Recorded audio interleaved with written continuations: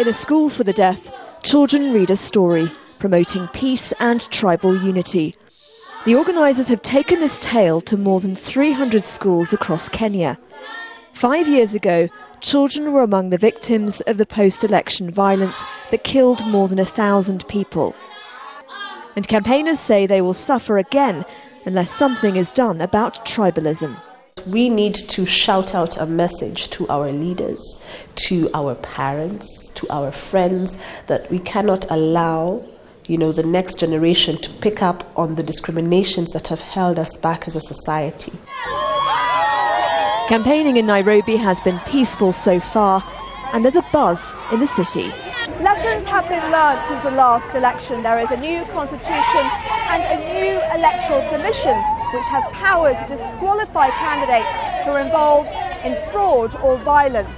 But like 2007, the competition for power is dividing the country along tribal lines. Leadership is not found in age. The Prime Minister Raila Odinga is from the Luo tribe in Western Kenya.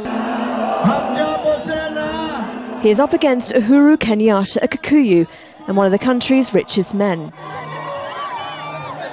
Presidential candidate Musalia Mudavadi is considered a possible kingmaker in the election. His Amani or Peace Coalition has strong support among different tribes. He accuses his rivals of polarising people.